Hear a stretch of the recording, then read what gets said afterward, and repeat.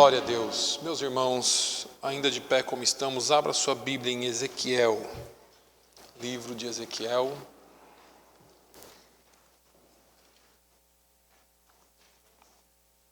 No capítulo de número 22. Você conhece bem essa passagem. Ezequiel, capítulo 22. Um só versículo. Versículo 30. Se você achou, pode dizer amém. Se você ainda não achou, eu espero. Está uma briga aqui nessa primeira fila, mas é boa a briga. Estão brigando com a Bíblia. Ezequiel 22. São os nossos adolescentes. Ezekiel 22, verse 30. Ezequiel 22, 30. A Bíblia diz assim: e busquei dentre eles um homem que estivesse tapando o muro e estivesse na brecha perante mim por esta terra, para que eu não a destruísse, mas a ninguém achei. Amém. Pode se assentar. Se você quiser fechar seus olhos por um instante. Pai, eu te louvo uma vez mais. O Senhor conhece o coração, o Senhor conhece a alma, o espírito, as emoções, os sentimentos e a condição de cada vida que está aqui nesse dia. Foi o Senhor quem as trouxe, foi o Senhor quem nos trouxe aqui. Senhor, eu peço que a Tua palavra fale muito mais do que eu, que o Teu Santo Espírito alcance onde eu não consigo alcançar. Que o Senhor me use, Senhor, como apenas um vaso, mas que a Tua palavra possa encontrar lugar, Senhor, em corações que entraram aqui nesta manhã, questionando, alguns feridos, alguns corações tristes, outros, ó Deus, precisando de encorajamento para esse início de ano, perdidos. Mas o Senhor conhece cada coração. Eu te peço, ó Deus, pelo poder da Tua palavra e pelo poder do nome de Jesus, alcança cada um individualmente. Em nome do Senhor Jesus. Amém. Meus irmãos, é muito bom estarmos na presença de Deus. Eu estou feliz de estar aqui mais uma vez, podendo compartilhar a palavra de Deus. Mas estou muito feliz também porque nós temos visto Deus usar grandes homens de Deus aqui. Pequenos, às vezes aos nossos olhos, mas vasos em que o tesouro está. E eu fico feliz de, às vezes, não pregar, porque Deus tem levantado outras pessoas para fazê-lo. Essa semana, mais uma vez, nós estamos falando aqui de avivamento na nossa escola dominical.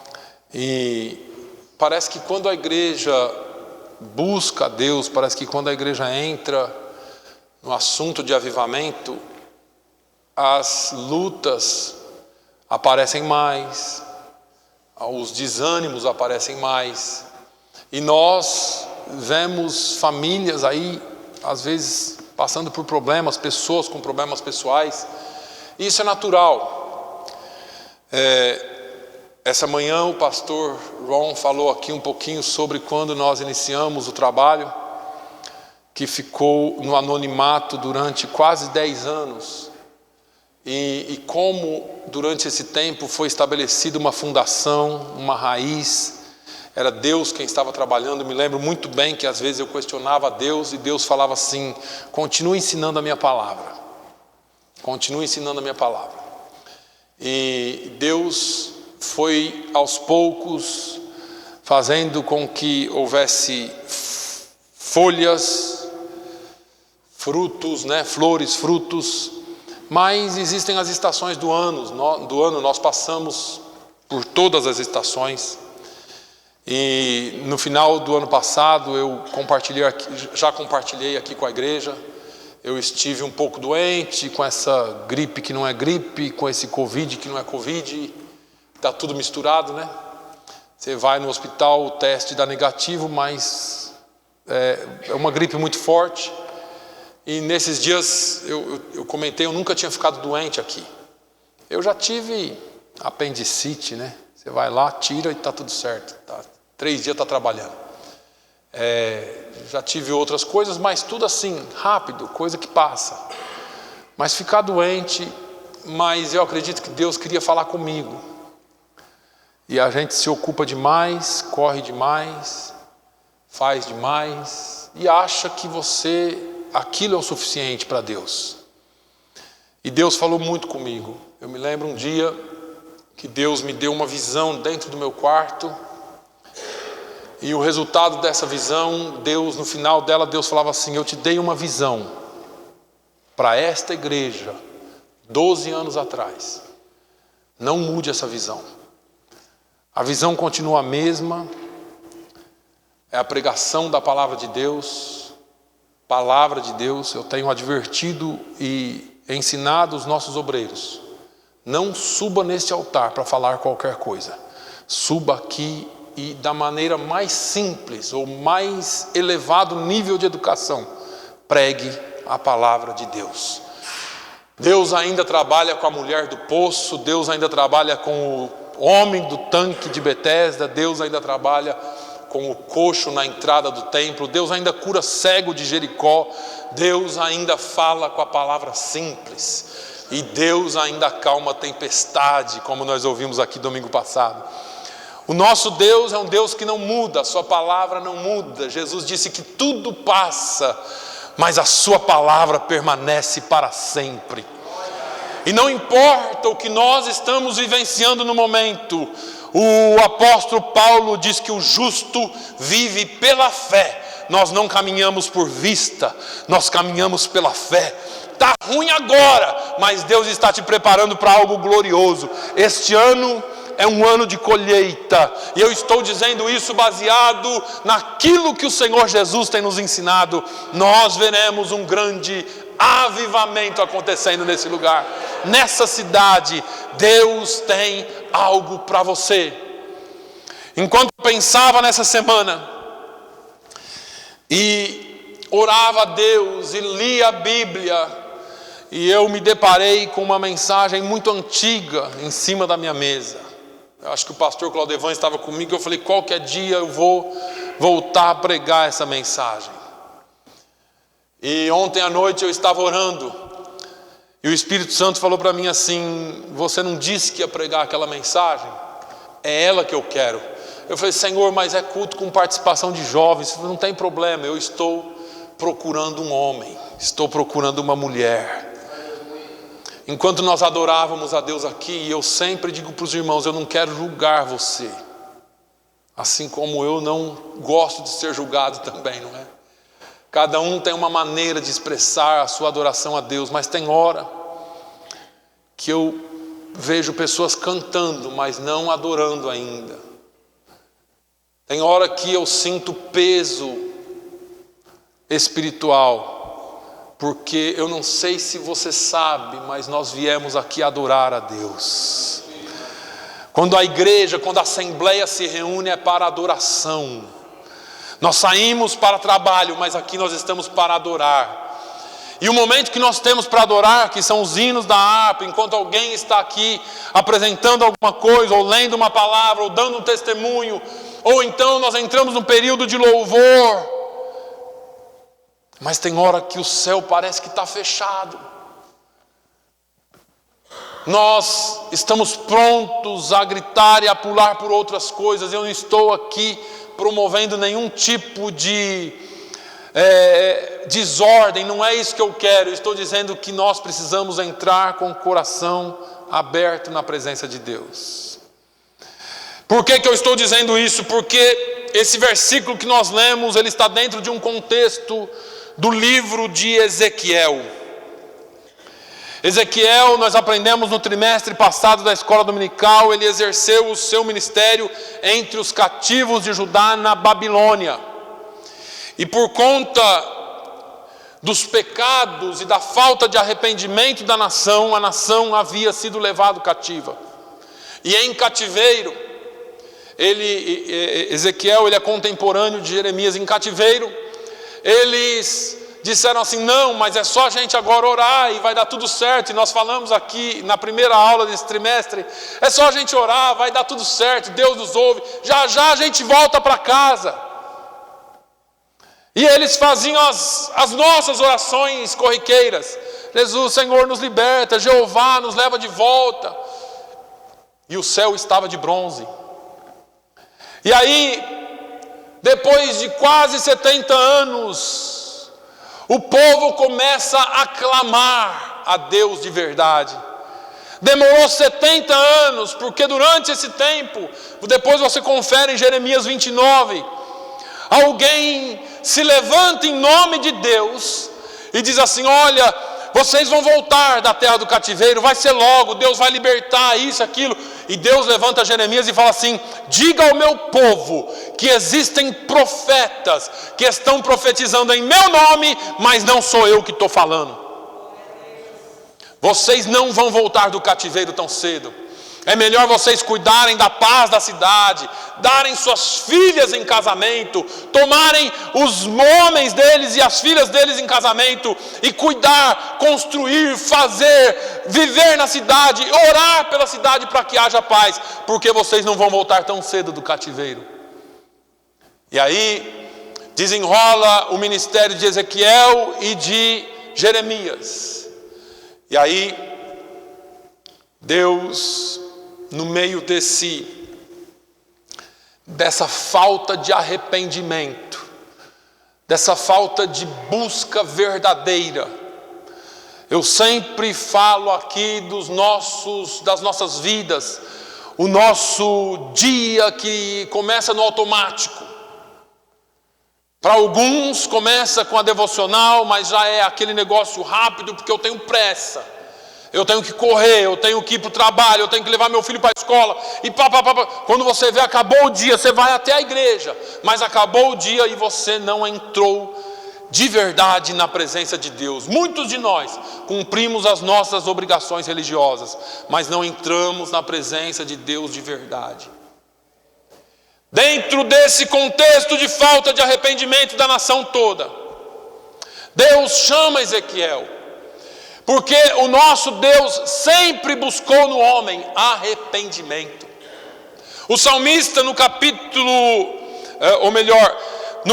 3 de Ezequiel, quando Deus chama Ezequiel nos versículos 18 e 19, ele coloca uma responsabilidade muito grande sobre ele, que na verdade hoje está sobre a igreja. E Deus fala com Ezequiel: se eu te mandar falar a alguém sobre o pecado dessa pessoa, e você não falar, eu requererei de ti o sangue dessa pessoa. Mas se eu te mandar falar sobre o pecado de alguém e você falar, e essa pessoa se arrepender, então ela será salva. Mas se ela não se arrepender, eu requererei dela o sangue. Existe uma responsabilidade sobre a igreja, de ser igreja, de representar o reino, de sair lá fora para ser igreja e não viver como o mundo vive. Na verdade, esse era o problema daquele tempo. No capítulo 22, Deus chama Ezequiel para uma conversa mais próxima. O tempo era difícil, a situação era caótica. É um momento de extrema, se é que eu posso colocar assim, tristeza para Deus. Um desalento, eu vou traduzir da forma que nós podemos entender. Eu não sei se Deus tem os mesmos sentimentos na forma que nós temos, mas uma angústia no coração de Deus.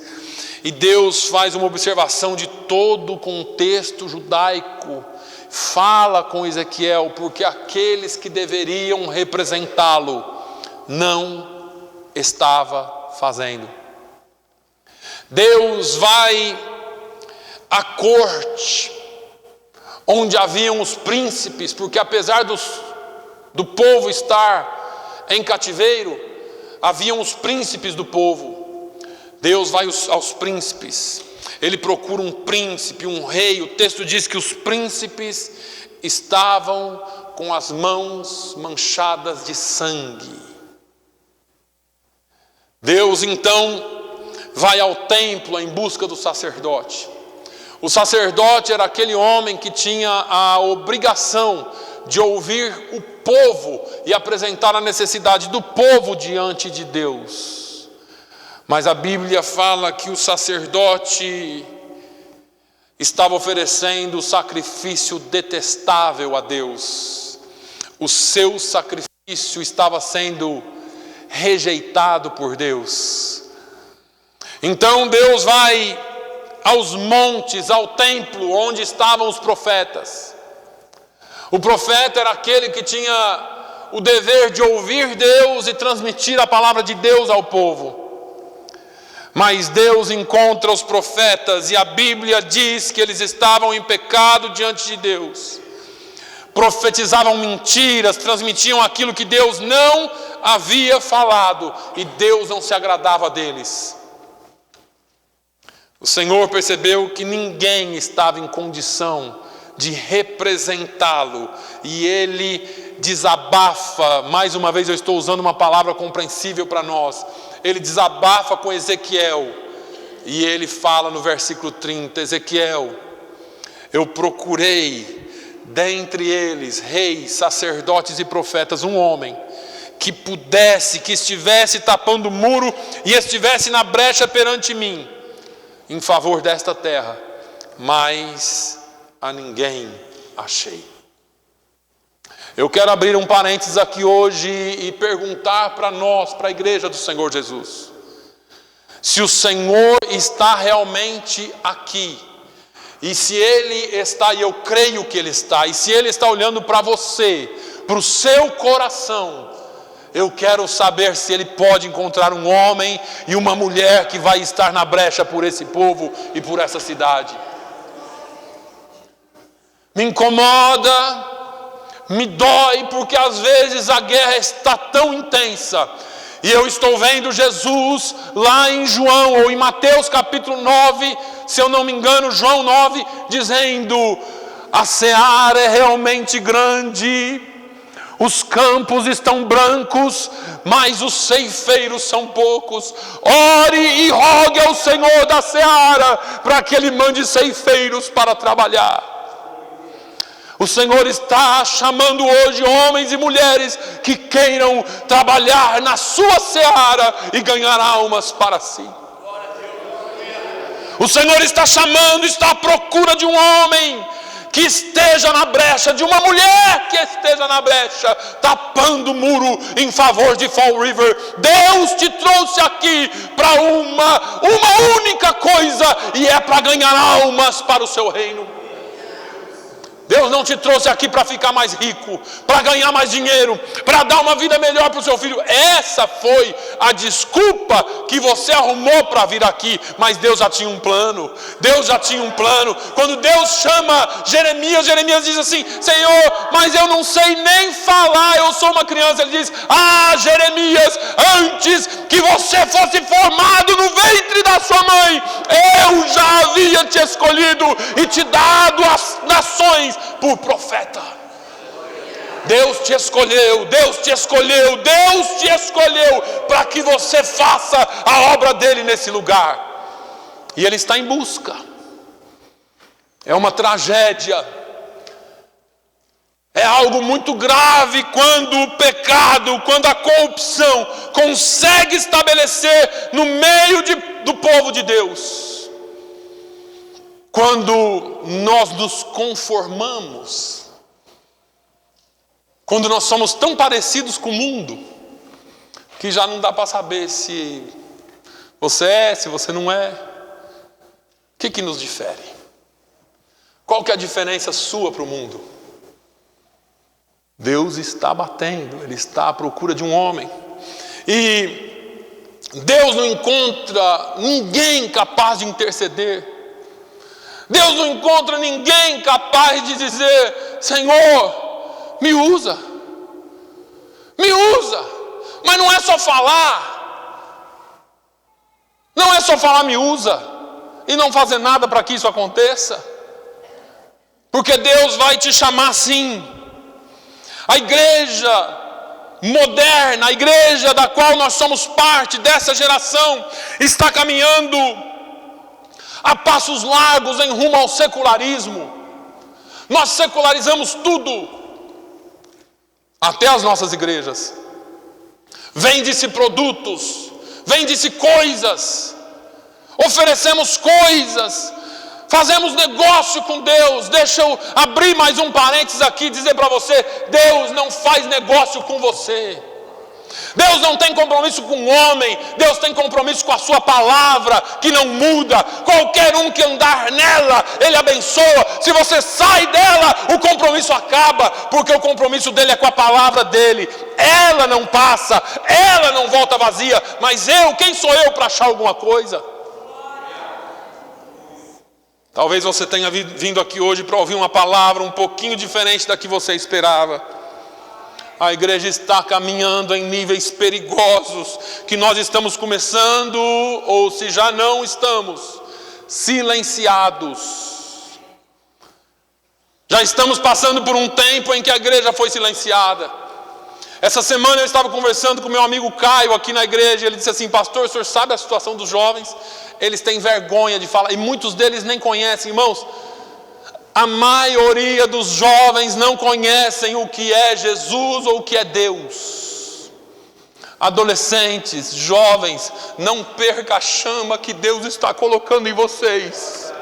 Não perca essa chama. É difícil estar aqui, porque vocês vão ser atacados de tudo quanto é lado. Mas permaneça, permaneça. Eu sou diferente, eu não sei nem quem sou eu ainda. Se eu sou adolescente, se eu sou jovem, se eu sou homem, a voz dá umas falhadas, mas o que você não pode perder é a sua identidade cristã. Eles estão lutando contra a identidade, mas o Senhor te deu uma identidade. Não perca a sua identidade cristã.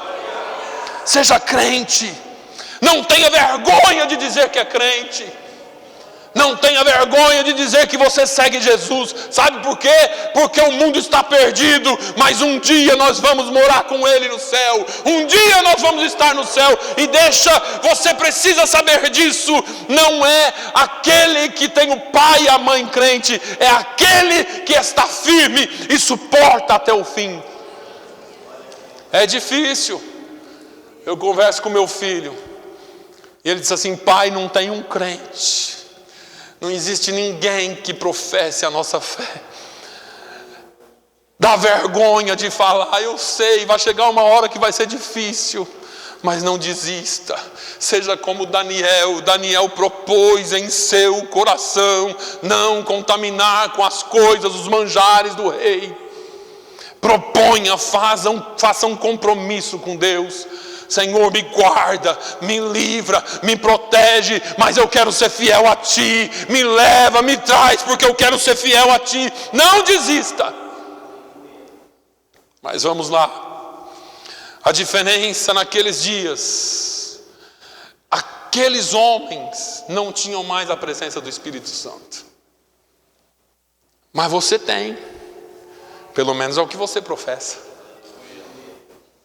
Ah, pastor, o Espírito Santo vive em mim. E vive.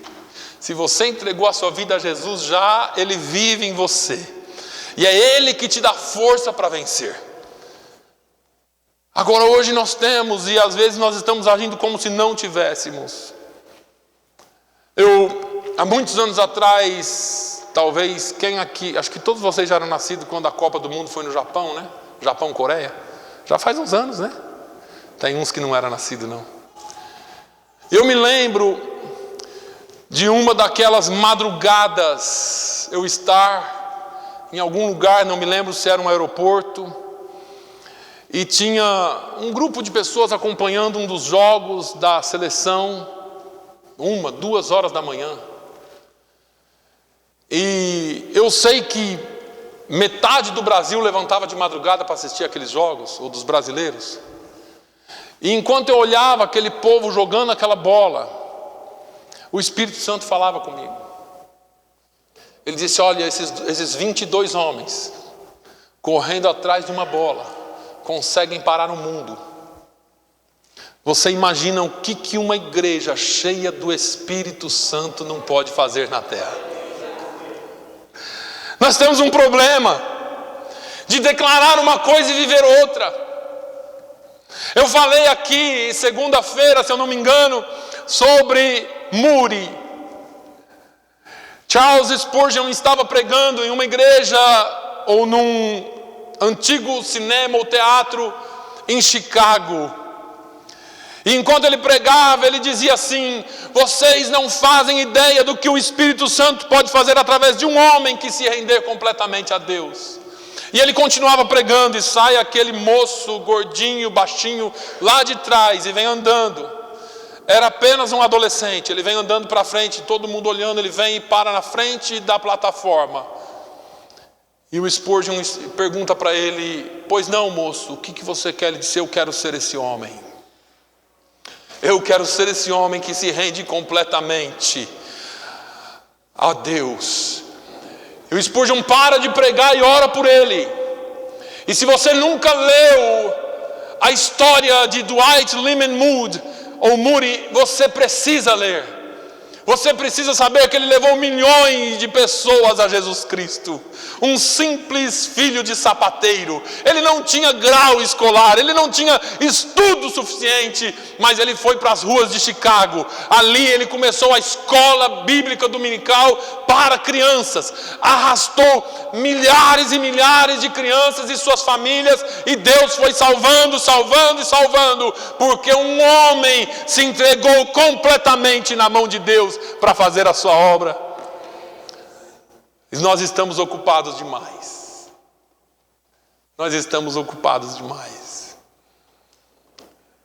Há um ano atrás, mais ou menos, a minha filha estava procurando um apartamento na região de Boston. E uma real estate, uma corretora de imóveis, mostrava um apartamento para ela e começou a falar de Jesus para ela. Ela disse assim: eu conheço já a Bíblia. E a mulher falou: conhece? Que bom. Ela falou: meu pai é pastor. Eu estudei numa escola cristã aqui. A minha filha é formada aqui no Eastgate Christian Academy. Quando você olhava para ela, tinha que olhar pela fé. Porque por vista não ia dar nada, não ia dar certo. Mas eu continuei orando com a minha esposa, e pela fé nós continuamos orando e crendo. Eu dizia assim: se Jesus me salvou, Ele pode salvar a Stephanie, porque eu era bem pior que ela. E essa mulher, essa corretora de seguro, diz assim para ela: vamos visitar a minha igreja? E ela disse: vamos. E ela foi naquele domingo para a igreja, e ali ela fez um concerto com Deus. Começou a ir para a igreja. No dia 1º de janeiro eu não estava aqui no culto, porque eu estava lá vendo o batismo da minha filha. Não desista. Plante a semente, seja alguém diferente. Essa semana eu estava num determinado lugar, eu não posso dizer por uma questão ética, e uma pessoa que atende muitos brasileiros, depois de eu conversar com ele, ele disse assim para mim, eu coloquei a minha jaqueta para sair, ele disse assim: você tem 5 minutos para mim? Eu pensei que eu estava lá para ser atendido, mas ele falou: você tem 5 minutos para mim? Eu falei: tenho. E ele disse assim: deixa eu te perguntar uma coisa, eu sei que é antiético tudo, mas você poderia me dar um endereço da sua igreja? Eu falei: claro. E eu dei o endereço para ele, ele puxou ali no Google Maps na hora, olhou, falou: nossa, que bom, ele não é daqui. E ele disse assim: eu atendo pessoas que chegam do Brasil. E pelo menos umas 5 ou 6 por semana me perguntam onde tem uma boa padaria e onde tem uma boa igreja. E ele falou alguma coisa a meu respeito, porque eu conheço ele já há alguns anos. Ele disse assim: eu quero indicá-las para ir para a sua igreja. Eu disse: amém, glória a Deus. E obrigado. Ele falou: mais uma coisa, eu não quero ser chato com você. Eu falei: por favor. Ele disse: eu tenho atendido pessoas aqui que os problemas não são físicos, são espirituais. E eu não quero receitar remédio para pessoas que não têm problemas físicos. Eu queria saber se você atende essas pessoas. E eu disse: com muito prazer. Sabe o que eu quero dizer para você? O seu testemunho vale a pena.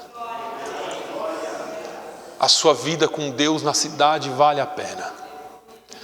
Quando o sistema de saúde já não vê resposta para algumas coisas, mas eles conseguem ver que existem pessoas, homens e mulheres de Deus, que ainda podem fazer a diferença. E eu não estou falando de mim, eu estou falando de um Jesus que transformou a minha vida. E um dia eu entreguei minha vida para Ele e disse: eu quero fazer a tua obra. E nós estamos aqui há 12 anos e Deus está abrindo portas. Tomara que as igrejas comecem a receber pessoas, mas que existam pastores, homens e mulheres que possam entregar-se completamente a Deus para fazer a obra dele, sem nenhum outro tipo de intenção, mas só almas para Jesus. E eu nem entrei na mensagem ainda.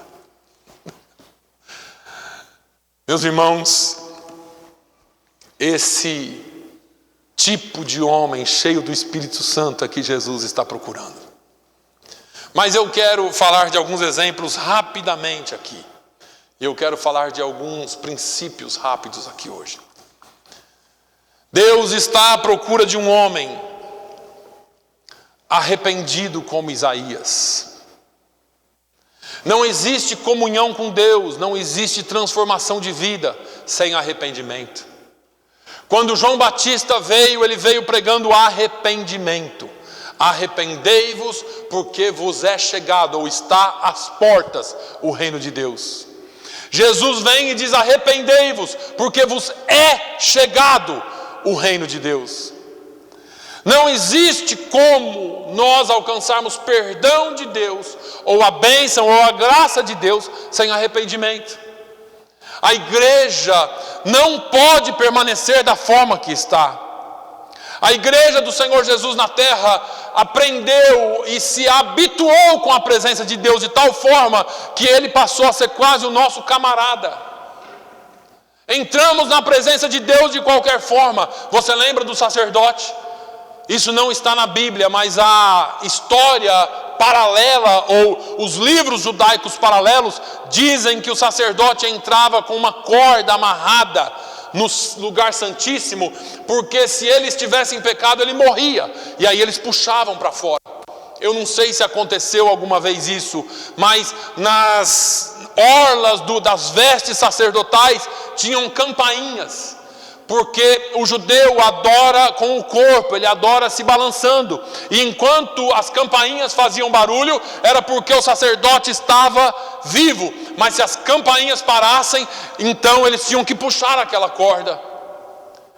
Não ouse entrar na presença de Deus como talvez você tenha entrado. Muitas vezes o diabo tem acusado a igreja. Muitas vezes as pessoas têm sido acusadas pelos pecados. Eu preciso que você saia daqui hoje sabendo de uma coisa: Deus não espera que você não peque, e isso não é uma licença para pecar, mas Deus nos conhece. Se Ele esperasse que você não fosse pecar, Ele não precisaria ter mandado Jesus, mas Jesus veio para nos perdoar os pecados. Agora, isso não quer dizer que nós precisamos ou devemos ficar pecando. A Bíblia fala de processo de santificação, de crescimento, de tirar o velho homem e vestir o novo homem. Mas João diz assim: se você pecar, você tem um advogado diante do Pai.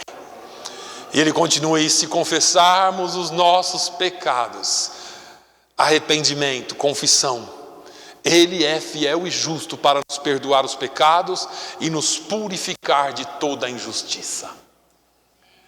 Jesus ainda está procurando corações que sejam arrependidos. Não importa quem você seja, não importa de onde você veio ou o que você fez, Jesus perdoa um coração arrependido. Jesus perdoa, Ele ainda perdoa, Ele ainda salva, Ele ainda cura, Ele ainda batiza com o Espírito Santo e Ele vai te levar para o céu. Do capítulo 1 ao capítulo 5 de Isaías, Isaías é levantado como profeta, fala contra os príncipes de Israel, a mesma coisa, diz: a sua prata e o seu ouro se transformou em lixo, em escória diante de Deus. Isaías se levanta contra o povo, contra os sacerdotes, contra todos e fala: ai de vós que praticai a iniquidade, ai de vós que faz isso, que faz aquilo, que todo mundo ai. No capítulo 6, mas até o 5, Isaías tinha um chão. E o chão dele, a despeito dele ser profeta, a muleta dele, o alicerce dele não era Deus. Era um parente dele. Era o rei Uzias. No capítulo 6, o rei Uzias morreu. Isaías viu a viola em cacos. E aí eu acho que ele lembrou que existia um Deus. E ele vai para a igreja. E lá na igreja ele entra. E quando ele entra, ele tem uma visão. Eu não sei se Isaías conseguiu ficar de pé. Mas a Bíblia diz, ou Isaías começa a relatar e dizer: no ano em que morreu o rei Uzias, eu vi o Senhor assentado sobre um alto e sublime trono. Ele começa a dar as características de Deus, ou daquilo que envolvia a presença de Deus. E o que chama a atenção dele são os serafins, que tinham 6 asas. Com 2 cobriam o rosto, com 2 cobriam os pés, com 2 voavam, e eles clamavam sem parar: Santo, Santo, Santo é o Senhor dos exércitos. Toda a terra está cheia da sua glória. Ele cai prostrado, eu imagino, e ele começa a dizer: ai de mim. Até o 5 era ai dos outros. Agora é ai de mim, que vou perecendo. Ai de mim, que vou morrendo. Porque eu sou um homem de lábios impuros. Eu habito no meio de um povo de impuros lábios. E os meus olhos viram o rei. Você sabe por que você ainda peca? Porque você ainda fala o que não devia, faz o que não devia, pensa no que não devia. Porque os seus olhos ainda não viram o rei. Como é isso, pastor? Já leram aquela historinha de Facebook aí que de vez em quando aparece, mas eu ouvi há muitos anos atrás. O menino com o pai na rua olha para o céu e fala: papai, o que é aquilo? Filho, aquilo é um avião. Nossa, como é pequenininho, né, pai? É.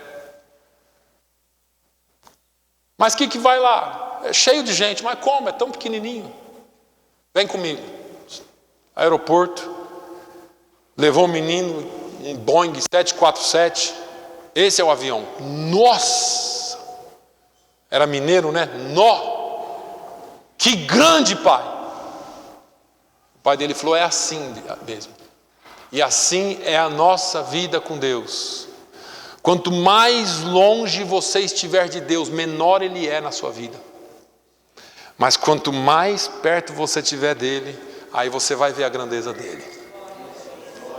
Às vezes nós estamos tão longe, tão distante, que Deus é pequenininho.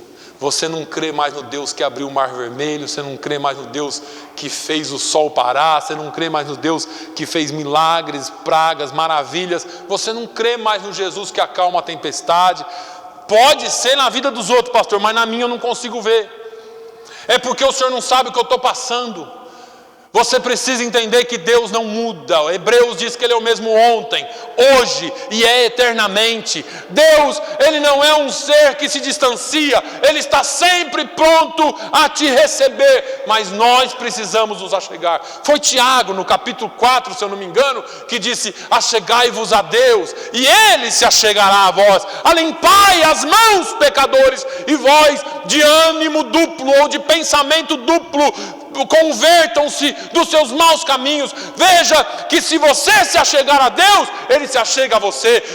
Jeremias diz: clama a mim e eu vou responder. Nós precisamos nos aproximar de Deus. Nós precisamos buscar a Deus com sinceridade. Nós precisamos orar como nós nunca oramos. Sabe quais orações que eu mais gosto? São as dos novos convertidos. O sujeito começa a orar, ele não sabe nem o que ele vai falar. E depois que ele ora, ele fala assim: eu não tinha planejado nada disso, pastor. É dessa daí que a gente gosta. Você sabe por quê? Eu não estou dizendo que a sua não é boa. Eu estou dizendo que o novo convertido, ele, por falta de evangeliquez, ele tem que falar aquilo que está no coração. Às vezes nós oramos querendo impressionar pessoas. Deus não se impressiona com a nossa forma de falar.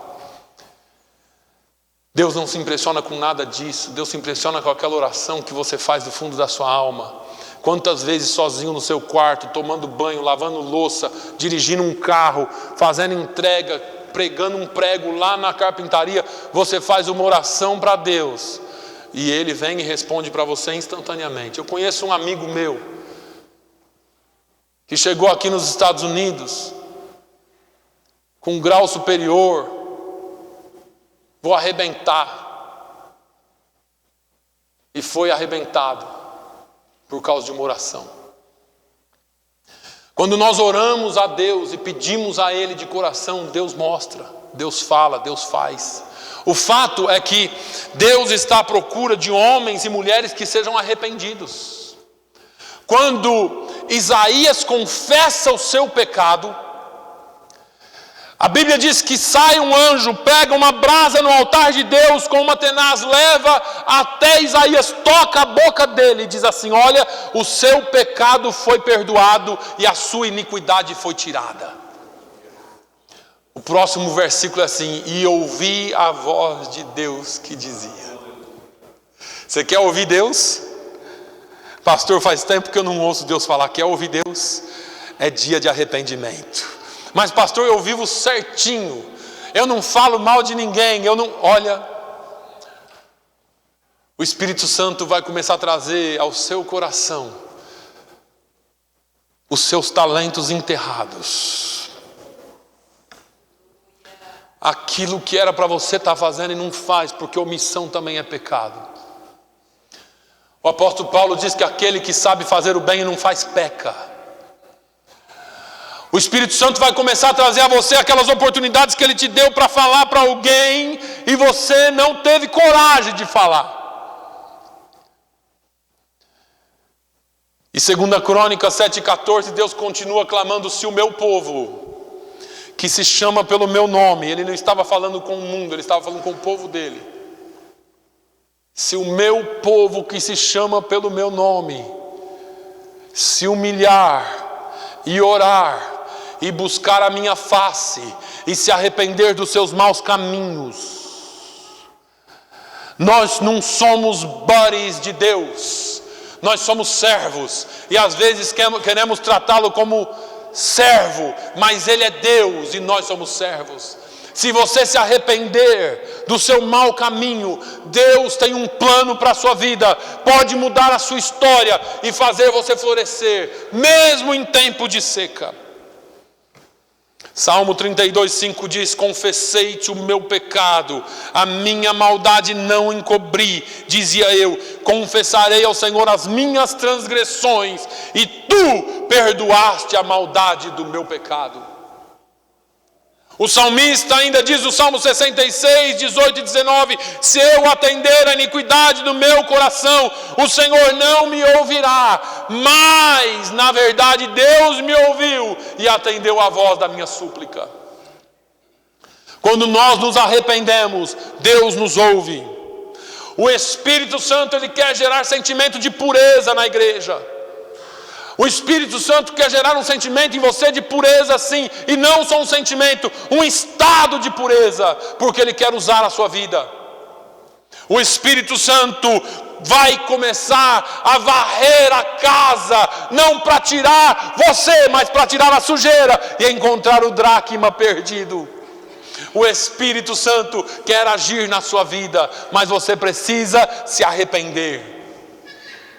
Você precisa se arrepender. Mas para terminar, porque eu não consigo falar de tudo, o Espírito Santo, ou Jesus, ou Deus está procurando alguém que tenha o coração quebrantado, como Jeremias. Irmãos, eu não estou falando de sentimento nem de expressão. Tem gente que não chora por nada, tem gente que não mostra sentimento por nada, mas tem o coração quebrantado. Às vezes, nós estamos duros mesmo diante de Deus. Às vezes nós não conseguimos ver a necessidade de um irmão. Às vezes nós não conseguimos ver o que o nosso irmão do lado, que está sentado do seu lado, está passando. O crente entra e sai aqui 20 vezes, 20 domingos, com um problema, e você não consegue ver o problema. Sabe por quê? Porque nós estamos preocupados com o nosso problema. O Senhor quer que tenhamos corações quebrantados. O Senhor te chamou para servir. Servimos uns aos outros. Eu ministro sobre a sua vida, você ministra sobre a minha. Mas Ele precisa encontrar corações quebrantados. Jeremias, ele foi chamado por Deus. E no livro de Jeremias tem algumas coisas interessantes também. Jeremias, ele diz, se eu não me engano, no capítulo 9 do seu livro, ele diz: quem me dera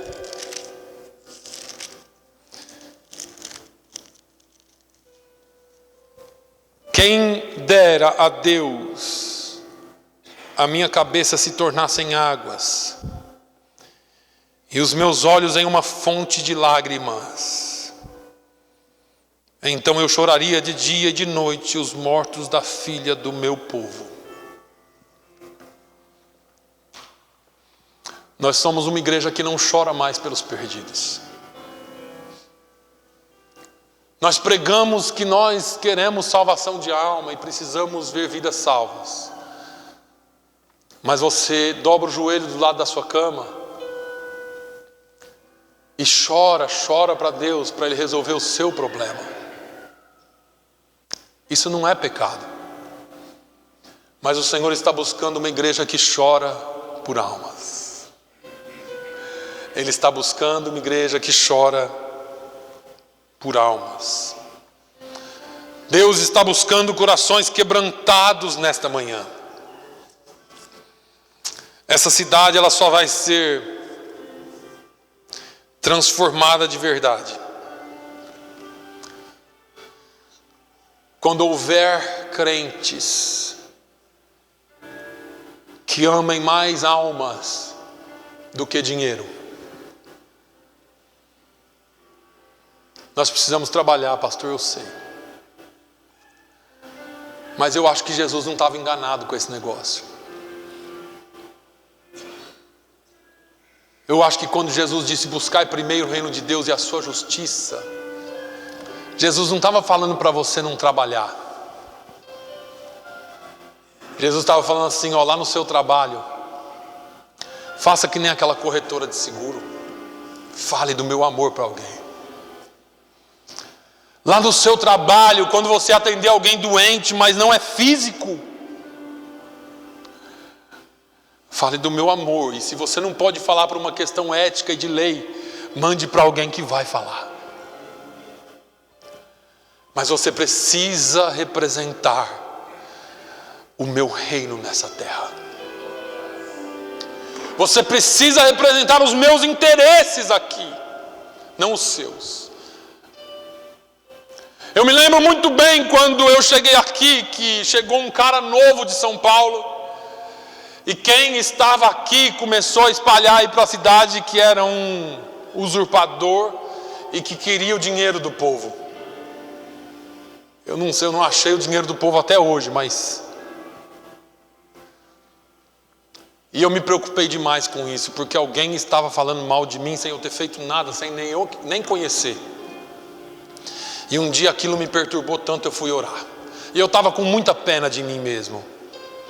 E eu me lembro que eu ajoelhei no chão de casa e comecei: Senhor, o Senhor está vendo o filho de Belial. Aí esses caras viram tudo para nós, né? A gente nem ama mais, a gente quer ver morto. Olha os crentes. Mas Deus precisava me transformar. Eu falei: olha o que ele está falando de mim. E o meu nome, Jesus. Eu mal cheguei aqui na cidade. E Deus desceu lá no quarto da minha casa para falar comigo. E Ele diz assim: você prega o meu nome e eu vou cuidar do teu. Mas faça aquilo que eu te chamei para fazer. E Deus tem cuidado do meu nome até hoje, porque eu tenho pregado o nome dele até hoje e vou continuar fazendo. Você não precisa abandonar o emprego e virar apóstolo. Você precisa ser discípulo de Jesus lá onde você está. Você precisa representar Jesus lá. Você não sabe que tem tanto. Esse sujeito falou para mim assim: o senhor não faz ideia, pastor, de tantos brasileiros que estão aqui. Eles entram aqui no meu consultório e falam em suicídio. É você, igreja. É você. O Senhor Jesus conta com você. O Senhor Jesus espera que você se arrependa de não ter feito. E Ele espera que você se quebrante. E se quebrante de tal forma que no capítulo 9 de Ezequiel, Ezequiel tem uma visão. Eu não vou ler. Mas Ezequiel vê homens, ou vê alguém dizendo para assassinos, e diz assim: entra pela cidade e fere homens, mulheres, velhos e crianças, mata todos. Vocês só não vão matar aqueles que têm a marca e que choram pelo meu povo. Você tem a marca? Você tem uma marca? Não, você talvez não ouviu. Você tem o selo do Espírito Santo. Você tem a marca, mas você precisa chorar pelo povo. Você precisa chorar pelo povo. Você precisa se quebrantar na presença de Deus e clamar por salvação de almas. Nós realmente precisamos de um avivamento. Se você puder, fique de pé, por favor. Eu não vou me delongar mais. Talvez você entrou aqui hoje querendo ouvir uma mensagem um pouco mais suave. Talvez você chegou aqui hoje e disse assim: Senhor, fala comigo, eu estou precisando de um negócio na minha vida, na minha casa, nisso. Jesus já falou com você. O que Jesus quer de você é que você entre na brecha por almas, que você clame por almas, que você pare de ser um coitadinho de Jeová e clame só por você, porque eu preciso disso, eu quero isso, me dá isso, ó Jesus. E cada dia a gente pede mais e mais por nós, e a gente começa a clamar para que o Senhor Jesus salve essa cidade. Já falei aqui, faça como John Knox: me dê alma, Senhor, me dê a Escócia, senão eu morro. Eu não sei se você está pronto para isso, mas hoje eu quero clamar por Fall River. Nos dê Fall River, Jesus. Nos dê Fall River, Jesus. Eu tenho orado pelas lideranças evangélicas aqui com os nossos pastores. Senhor, desperta os nossos líderes evangélicos da cidade. Nós não competimos entre nós, nós somos uma força nesse lugar para ganhar almas para Jesus. Mas desperta a tua igreja, quebranta a tua igreja, para que nós sejamos uma arma nas mãos dele, para ganhar almas para Jesus aqui. Pastor, eu não tenho feito o que eu deveria ter feito, mas eu quero fazer. Eu quero entrar na presença de Deus, eu quero ganhar almas para Ele. Eu não gosto muito de fazer apelos para vir aqui, mas se você sente um chamado de Deus para a sua vida, eu me lembro nos nossos cultos de missões há muitos anos atrás, eu ainda via crianças e jovens vindo à frente para entregar as suas vidas, e parece que é uma morte para os pais. Um dia desse alguém falou para minha esposa, se eu não me engano, assim, nossa, ele quer ser missionário, não sei o que vai ser da vida dele. E quando um filho nosso diz assim, mãe, eu queria ser missionário, pai, eu queria ser missionário, você tinha que entrar na presença de Deus regozijando. Eu sou o 8º filho de uma família de 8. Nós somos em 4 homens pastores, 3 mulheres casadas com pastores e uma irmã que não está casada. Mas eu ligo para minha mãe e ela fala assim, eu tenho muita saudade de você, mas eu sei que você está fazendo o que o Senhor Jesus te chamou para fazer, e foi para isso que eu te entreguei. A minha mãe e meu pai entregaram todos os filhos para serem sacerdotes, e Jesus ouviu. Para que é que você está entregando seus filhos hoje? O que você está fazendo com seus filhos hoje? Eu me lembro o dia que eu entreguei meus 2 filhos. E eu não tenho dúvida nenhuma do que Deus está fazendo dentro da minha casa. Eu não tenho dúvida do que Deus está levantando dentro da minha casa. Sabe por quê? Porque eu não vivo por vista, eu vivo por fé. Eu sei que Deus chamou os meus filhos para serem mulher e homem de Deus, independente do que quer que eles sejam. Mas eu entreguei nas mãos de Deus no altar. Não foi uma simples apresentação. E quando eu percebi que eu estava perdendo os meus filhos, eu falei, Senhor, agora cumpre, que eu não tenho mais como fazer. Eles crescem, eles ficam maiores, e você tem que entregar nas mãos de Deus para que Ele cumpra a promessa. Foi assim que Ele fez comigo. Se você quiser vir fazer um concerto com Deus, ou se você ainda não tem Jesus, não aceitou Jesus, e quer fazê-lo hoje, vem aqui na frente. Eu quero orar por você. Esse culto de jovens se tornou uma manhã missionária. Deus está chamando missionários aqui. Deus não quer só limpadoras de casa, fazedoras de coxinha de bolo. Deus não quer só carpinteiros na sua obra. Deus não quer só finishers na sua obra. Deus quer missionários que fazem coxinha, que fazem bolo. Deus não quer só comerciantes, Ele quer missionários comerciantes, Ele quer crentes fazendo a sua obra. Eu quero te convidar aqui. Pastor, eu estou afastado do Evangelho. Vem aqui. Jesus quer fazer um concerto com você. Você tem 1 minuto. Eu te dou 1 minuto para sair do seu lugar.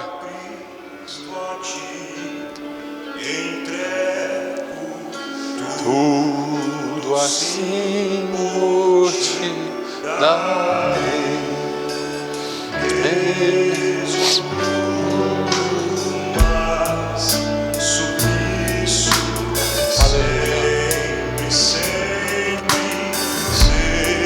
Talvez você tenha enterrado um talento que Deus te deu. É hora de você vir aqui e fazer um concerto com Deus. Talvez você queira fazer mais para Deus e não tem força. Vem aqui, nós vamos orar por você. Aproveita o início do ano. Se não tiver, eu vou orar. Vem entregar.